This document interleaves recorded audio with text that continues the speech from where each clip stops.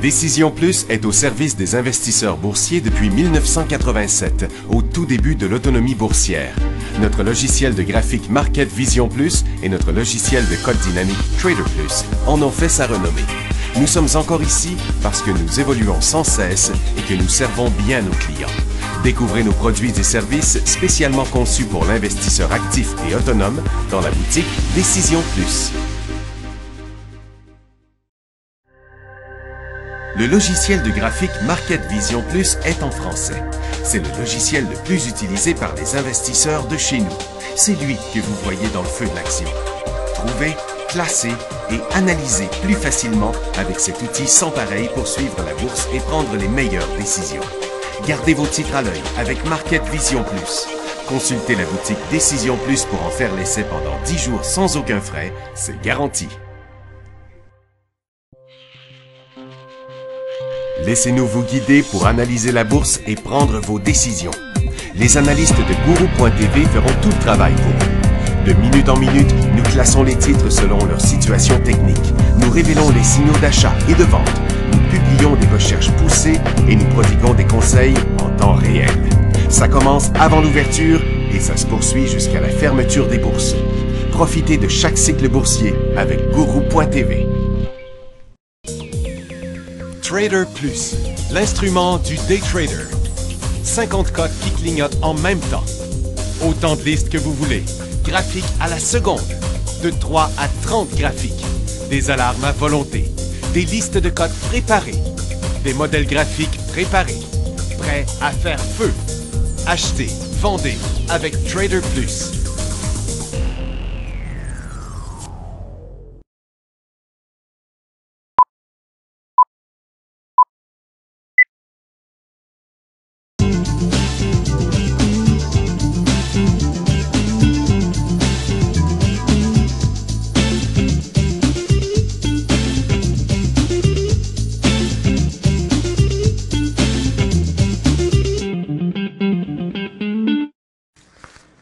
Bonjour tout le monde, bienvenue dans le feu de l'action mercredi le 31 janvier 2018. Les marchés ont parti fortement en hausse ce matin, mais c'est pas mal dégonflé. Regardez Nasdaq qui a ouvert ici, qui maintenant est rendu à plus grand-chose. Il reste 12 points. Du côté du Nasdaq, du Dow Jones, on a ouvert 200 points à la hausse, il nous en reste 134. Et à Toronto, ben, on est négatif. Puis le SPY, lui, est revenu à zéro. Il est arrivé déjà, là, un tantinet à la hausse, là, mais on peut bien plus figurer que c'est annulé complètement. À Toronto, ben, toutes les ressources sont encore en baisse. La plupart des secteurs aussi, exception faite de la technologie qui montre une petite hausse. Et les autres secteurs, dont la santé, qui monte une petite hausse à cause qu'il reste encore une hausse dans les titres de cannabis, qui ont beaucoup monté ce matin. Il y a eu plusieurs beaux mouvements intra-séance, mais ça a reviré de bord, ça s'est remis à se corriger, donc le mouvement semble pas mal terminé. On a, parmi les résultats financiers ce matin, j'en ai 1, 2, 3, 4, 5, 6, 7, 8. Sur 8, il y en a 7 qui sont à la hausse. Puis sur les 7 à la hausse, il y en a 4 qui descendent. Vous voyez comment c'est les résultats financiers. On commence par Boeing, 2,88 à 3 et 4. Bon, ça, c'est un bon résultat. Le titre est en hausse, normalement. Textron, lui, a parti une pinote à la hausse, puis c'est une bonne correction sur le support, malgré... il y a 2 cents de moins. OK. Electronic Arts est en hausse moins 23 à moins... non, c'est pas moins 6, c'est moins 60. Eli 1,7 à 1,14. Regardez, il y a quand même une bonne chute pour 7 cents de plus dans les résultats. Puis Micro Device fait rien. Johnson Control 53,54. 1 cent de plus. Le titre est en baisse aussi. Il avait parti en hausse, mais il est en baisse. Dr. Horton a reparti en hausse, mais est revenu à zéro avec 49 cents. Lui, un résultat en baisse par rapport à 64. 2 cents de plus pour CGI à 99 cents. Le titre est en décollage. C'est stabilisé ici, au-dessus de sa résistance. Pas grand-chose dans les nouvelles. Le Hang Seng, ils disent que l'indice manufacturier est en léger ralentissement, puis en Europe, c'est que l'inflation est en baisse dans la zone euro d'0,1%. Et puis, bon, ben, toutes les nouvelles à propos du discours de Trump hier, ça n'a rien changé, là. C'est ce qu'ils disent. Le discours de Trump sur l'état de l'Union n'a rien changé. Puis, il s'est mélangé un peu dans ses affaires d'immigration. Il n'a rien annoncé de nouveau. Puis, on dit qu'il n'y avait pas de nouveau Trump. Donc, écoutez, regardez juste dans le secteur énergie, là, avec USO qui est encore en baisse, le gaz qui a chuté direct sur son support, les titres qui continuent à chuter, ça a pour résultat qu'il reste que 1, 2, 3, 4, 5, 6, 7 titres qui ne sont pas en tendance baissière. Ce sont simplement des corrections, parce qu'on n'a pas inversé les tendances. Il y a Enerplus, il y a PRX qui est pas loin de l'inverser toutefois. Mais pour l'instant, c'est juste un cycle à la baisse. Il y a Secure qui fait la même chose, qui sont sur des supports dans leur tendance neutre. McMullen aussi, qui a fait juste annuler son dernier cycle. Même chose pour Husky, même chose pour Kelt et Precision Drilling. Après, ben là, on a deux élans baissiers aujourd'hui qui, eux, maintenant, passent en tendance baissière, et Prairie Sky qui chute sous un support important, qui est aussi en élan baissier. Puis tous les autres de la liste des titres qui font partie de l'indice des pétrolières, j'en ai 41, donc moins 13, là. Tous les autres, regardez, sans les nommer, ce sont tous des tendances baissières. Il n'y a plus aucun de ces titres-là qui a le statut de tendance haussière parce que les tendances, même courtes, y ont été inversées. Du côté des orifères, l'or est en petit rebond, mais c'est pas super crédible. On n'a pas de cycle haussier ici, un rebond sur son support. Les titres orifères ont été un peu en hausse ce matin, mais là, mettre de la pression encore sur le support à éviter toujours. Du côté des mines, ça continue la correction pour une autre journée encore. Tech s'en retourne sur son support. First Quantum, qui l'a traversé, glisse encore un peu. Hod Bay, qui va plus vite que les autres à la baisse, en tendance baissière aussi. London, qui a annulé sa hausse presque aujourd'hui. Northern Dynasty, ça va vraiment mal. On ne sait pas exactement pourquoi, là, mais de toute évidence, hein, le titre est vraiment très faible, vient de passer son bas de l'année. Où est-ce que ça va finir, cette affaire-là? Et puis les autres, il y a Arizona Mining, qui est en correction aussi, un peu moins toutefois. Et puis, du côté des titres, certains titres, comme Turquoise, lui, je suis pas mal. On sait qu'il y a eu des problèmes de livraison là, avec les trains qui s'en vont en Chine. Là. Mais du côté américain, c'est de la petite correction un peu normale. L'aluminium qui est plus en baisse que d'autres. Là. Compass Minéral qui est en élan baissier, tiens, pour l'instant. Fait qu'en tout cas, les ressources, là, c'est pas intéressant dans un moment. Consommation discrétionnaire, tu changes rien, toujours une longue formation neutre. Les télécoms sont toujours dans leur tendance baissière malgré un petit rebond. Les services financiers s'en viennent de toute évidence vers le support de novembre-décembre. Les industriels bien à côté sur leur support. N'importe quoi en bas de ça, c'est la tendance baissière et un cycle baissier. Du côté des real estate, ça a chuté pas mal. Il n'y a plus de place par en bas sans devenir en tendance baissière aussi. Services aux collectivités le sont déjà. La santé aussi l'est déjà. Le rebond, il est vraiment très faible. On va regarder tantôt. On va regarder tout de suite. Tiens, il y a Terra Technologies là, qui est en hausse, mais ce sont tous des rebonds un peu sur des supports comme Canopy d'ailleurs. OK? Donc, il n'y a pas vraiment là, de titres. Il y avait... Et dans la techno, il y a CGI, là, qui est en élan sur ses résultats financiers. Regardez la consommation de base qui met beaucoup de pression sur son support et c'est la tendance baissière à partir d'ici si ça continue à descendre. Et puis la technologie, avec le rebond, c'est surtout dû à CGI qui est très fort dans cet indice-là.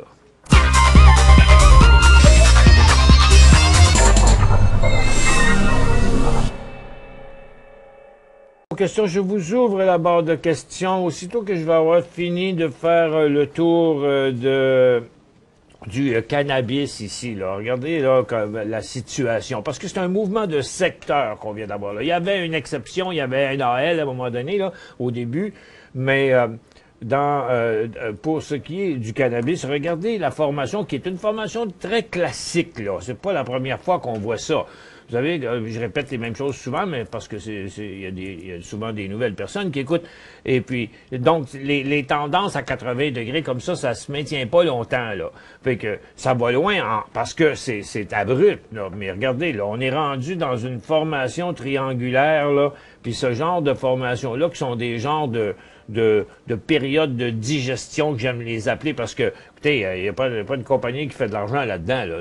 Puis ils ont toutes des capitalisations très élevées. Fait que c'est normal que ce soit bien volatile là, mais c'est encore beaucoup de spéculation là-dedans. Mais oui, il y a des mouvements à faire là-dedans. Mais regardez, là, la plupart, là, lui, il est un peu moins clair, cet indice-là. Il y a National Access qui est vraiment à part des autres parce que lui, il reste toujours avec des creux plus hauts. Il est toujours encore dans sa tendance haussière. Par contre, ici, vous voyez, sur hydrothérapie, l'aller-retour du dernier cycle montre qu'il n'y a plus de tendance haussière. On est en tendance neutre, puis ça, c'est une période de trading range qu'on appelle de swing, là, de gauche à droite. Regardez Invictus qui fait pareil. C'est soit des tendances neutres bien droites de même, ou des formations triangulaires, mais c'est volatile, mais neutre. Parce qu'il y a plus, vous pouvez pas faire aucun couloir haussier qui se tienne. Et puis, ici, il y avait Canimed qui a été bien fort, mais il y a sa tendance est encore là, par contre. OK? Mais après avoir décroché comme ça, les sommets, là, c'est pas évident. Regardez, une grosse tendance ici. Il va y avoir une période, à mon avis, ça va prendre quand même plusieurs semaines avant qu'on réussisse à voir là, vraiment des nouveaux hauts là-dedans, là, que ça va continuer plus loin que ça. Là. Vous voyez, Canopy, là, qui est dans cette formation-là ici,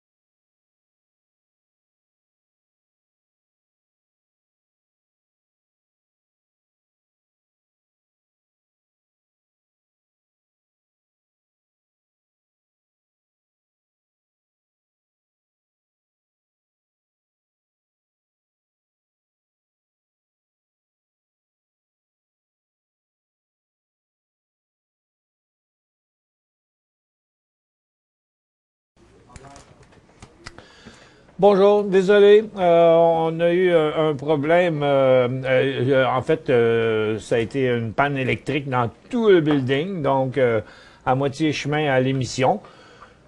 Même s'il doit manquer quelques centaines de personnes, on va continuer cette émission-là, pareil, pour pouvoir la mettre en différé après. Je présume que beaucoup de gens vont venir voir si l'émission est là. Donc, où on était rendu dans... La première émission, c'était que je vous ouvrais la barre de questions. La barre de questions est ouverte, n'hésitez pas à les envoyer.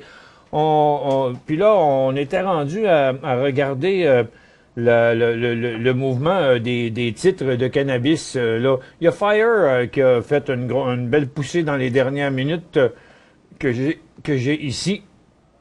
Mais il est pas mal tout seul dans son groupe. Et la majorité des autres, après le rebond de ce matin, on s'en va de manière horizontale à peu près partout. Est-ce qu'il y aura un autre mouvement dans l'après-midi? Comme je vous disais, c'est pure spéculation, mais des fois, ça commence quelque part puis ça suit encore ailleurs. Mais pour l'instant, là, ça semble pas mal être fait là, pour la journée. Et puis, donc, comme je vous disais ce matin, il y avait quand même des titres intéressants. Il y en a eu beaucoup qui ont fait des mouvements encore, comme je vous disais, intéressants, avec de très, très beaux signaux. Exemple, comme celui-là ici, de Chronos, vers à peu près 10h15, là, où a fait un signal évident de 9 à 9 et presque 9,80. C'est quand même des gros pourcentages en un si court laps de temps. On parle de 10h15 à 10h30. Là. C'est en 15 minutes seulement. Ça reste quand même de la grosse volatilité. Bon, la question à 1 million ici de Buck qui dit GIB.A, un vrai beau signal d'achat, un buy selon toi. Ben, on est pas mal partagé sur ça là, dans le milieu parce que, premièrement, CGI, c'était ses résultats financiers ce matin. Puis, par expérience, depuis fort longtemps, il y a tellement un gros taux de faux signaux sur les résultats financiers parce que, tu vois, CGI ici, c'est 2 cents de plus, là. Donc, est-ce que 2 cents de plus, ça méritait une hausse de 3,69 à 72? Pas sûr. Mais, vous voyez, ce qui est arrivé, c'est que, bon, on va remettre ça ici, on va mettre ça en minutes, là. Fait que ça, c'est ce qui est arrivé ce matin. Vous voyez, ça a monté, et puis finalement, est-ce que, comme on voit souvent, le mouvement va tout se dégonfler? C'est sûr que c'est intéressant parce que c'est une résistance majeure. Là, on parle d'une résistance du mois de juin, puis du mois de novembre, décembre, octobre, novembre, décembre. Oups là, excusez, j'ai payé sur le mauvais piton. Tiens, c'est comme vous pouvez voir, c'est un nouveau haut à vie, là. Donc, en théorie, ça devrait être intéressant. Mais, tant qu'il va rester par là, mon cher ami, si j'étais vous, moi, j'attendrais, là. Parce que il est vraiment sur le bord. S'il décroche par là, on ne sait pas combien de ça il va encore. Parce que là, il reste juste ceux qui sont embarqués ici ce matin, là. Parce que tous les autres sont débarqués, là. Donc, la vague d'acheteurs qu'on a eue ici commencerait à se désagréger si ça tombait par là. Fait que je vous dirais, je suis toute réserve, j'aimerais bien voir ça repartir de l'autre bord, au moins passer les 71,50. Bonjour, est-ce que la bourse de Venture, de V, pas V pour Vancouver, V pour Venture, c'est le plus petit des marchés du TMX. Est-ce que c'est en différé ou en temps réel? Ça dépend. Ça dépend de l'abonnement que vous avez. On a les cotes en temps réel là-dessus, mais il faut que vous les ayez demandées, vérifiez. Si vous n'avez pas les cotes en temps réel, vous voulez les avoir, vous appelez c'est Mme Baillargeon au service des abonnements, puis elle va vous arranger ça. Claude, bonjour. Gene, G-E-N-E sur Nasdaq. G-E-N-E sur Nasdaq. Ne transige pas depuis 2 jours. Vous avez raison. Je n'ai rien vu sur Internet qui parle de quoi que ce soit. Avez-vous une réponse? Moi, j'en ai pas. Je ne sais pas pourquoi. J'ai aucune idée non plus de ce qui est arrivé. C'est bizarre, pareil. C'est rendu sur le OTCBB GNBT. Ah, OK. GNBT. C'est ça. Il est rendu... c'est pas le même nom, par exemple. Hein? Générec, c'est ça le nom? Un peu. On va le mettre ici.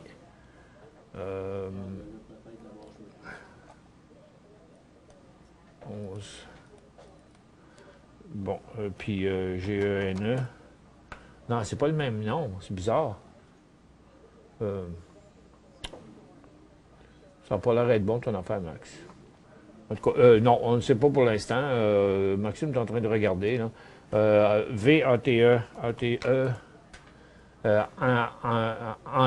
Antibes thérapeutique. Est-ce un bon choix? C'est un bon choix. Le titre était en élan hier avec 1 million quelques de volume. On va mettre ça en 5 minutes pour voir qu'est-ce que c'était hier. Bon, il a parti avec un gros volume à l'ouverture, mais il a monté quand même toute la journée. Puis aujourd'hui, bien, il était un peu plus haut, mais assez tranquille aussi. Là. Il a été un petit peu en hausse, un petit peu en baisse. C'est pas un titre qui...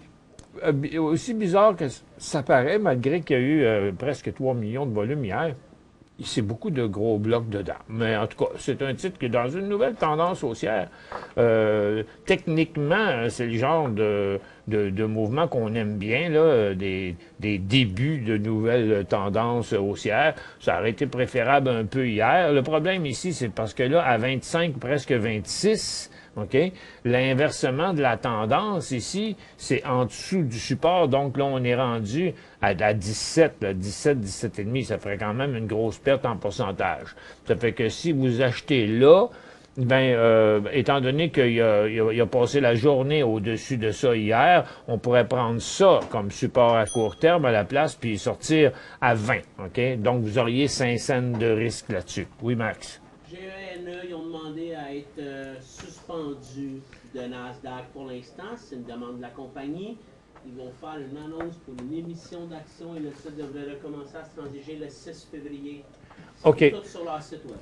OK, c'est la réponse tantôt pour GENE, là, c'est le titre a été suspendu à la demande de la compagnie par la bourse de Nasdaq et il va y avoir une nouvelle qui va sortir là-dessus, c'est pour un financement et comme tu dis, le titre va commencer à se trader le 6, avant l'ouverture du 6, OK, février. Donc, il va rester encore un petit bout fermé, là. C'est assez rare qu'on voit ça. Mais c'est à la demande de la compagnie que le titre a arrêté de se transiger. Prochaine question ici. NMX acheté 2000 à 1,91. NMX. Nemaska 1,91. Oui, OK. Vous savez, il y avait déjà ici un signal de vente vraiment évident. Puis on avait encore un autre hier. Mais maintenant, on est rendu là sur le support. Je vous dis, tant qu'à avoir toffé ça jusqu'à l'inversement de la tendance comme ça, moi je vous dirais, ben garde, rendu ici, pourquoi pas, regardons ça plus précis, voir si on peut trouver un point plus évident. Bon, ce serait juste en dessous du support ici. Fait que je pense que ce ne serait pas de bon augure si le titre replantait encore en bas de ça. Donc, 1,62, à peu près 1,61 serait le point de sortie. Mais j'ose espérer que, ce serait la fin de leur affaire, là. C'est sûr que, on va aller voir le lithium, qu'est-ce qu'il fait encore aujourd'hui, c'est ça, il y a encore un petit peu de pression à la baisse, là, on voit Nemaska. Néolithium est revenu sur son support, mais il fait pas mieux que ça. Vous voyez que Lithium, lui, l'autre, Lexi, là, il est comme ça. LAC fait à peu près la même chose. Donc, c'est pas dû à Nemaska, comme vous voyez. C'est dû au secteur. Donc, c'est vraiment un mouvement de secteur. La plupart des titres sont dans la même condition. Même le plus fort, Millennial Lithium, qui avait fait un nouveau début de tendance haussière, ici, vient de l'annuler complètement encore aujourd'hui.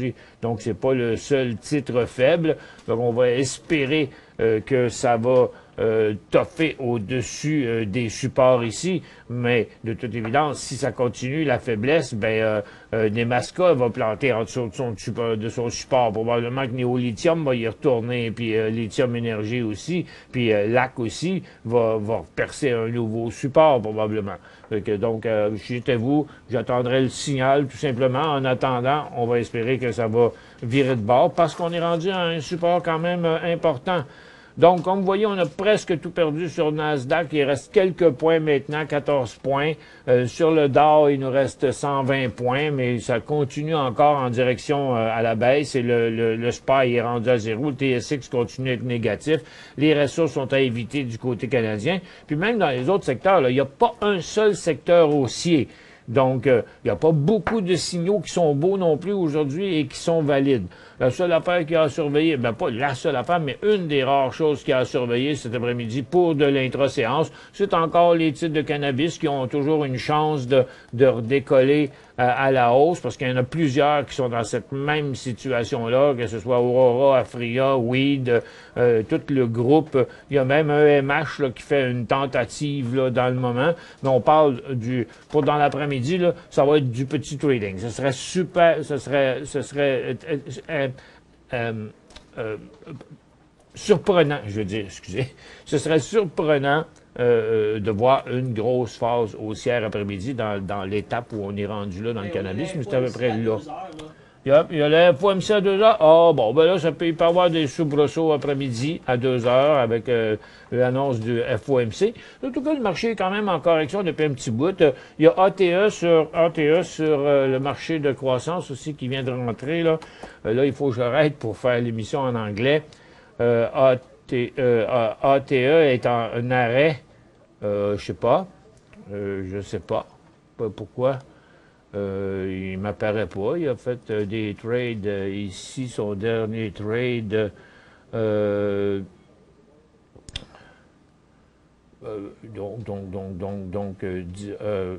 un peu, je ne vois pas toute mon affaire ici, là.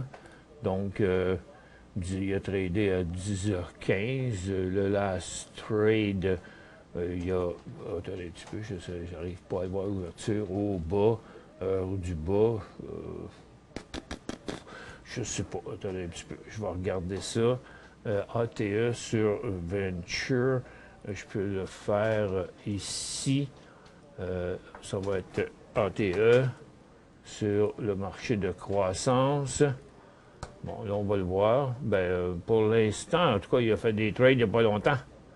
12 heures. 12 heures, quasiment 12 heures. On voit des petites transactions ici, là, sur le titre. Donc, ça m'étonnerait que le titre soit en arrêt là, pour le moment.